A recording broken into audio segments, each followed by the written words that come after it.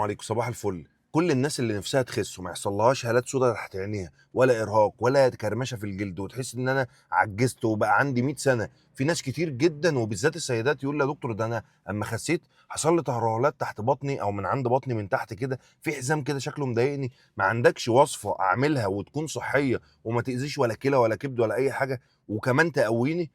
انا عندي حاجه تخسسك وتقويك.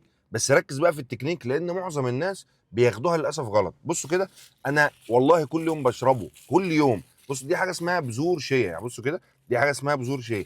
باخد منها معلقه كبيره، بغلي كوبايه ميه واحط معلقه كبيره عليها ونص معلقه عسل نحل واغطي الغطا واغطيها لمده 10 دقائق لربع ساعه وبعد كده بشربها. صدقوني مشروب سحري، هتحس بشبع جامد جدا. فيه فيتامينز بالهبل، فيها فيتامينز بالهبل فوق مما تتخيلي. هتزود كثافه الشعر ويخلي شعرك حلو مش شبهي كده، وكمان هيخلي جلدك كله شكله حلو. ما فيش بقى النقط البيضاء اللي بتبقى هنا، كل التفاصيل الصغيره، الماركر اللي بيبقى هنا وموجود، تجاعيد اللي في الجلد والكلام ده كله، ده جلد مشدود شكله حلو. مع ان انا احافظ على الميه، وده برضو لوحده لا يكفي، لازم يبقى ماشي على نظام دايت. لو عايز تعرف نظام دايت كويس يناسب حالتك ابعت لي قول لي يا دكتور محمد انا نفسي اتغير بس، وانا بعون الله هغيركم. اني احبكم في الله، صباحكم زي الفل.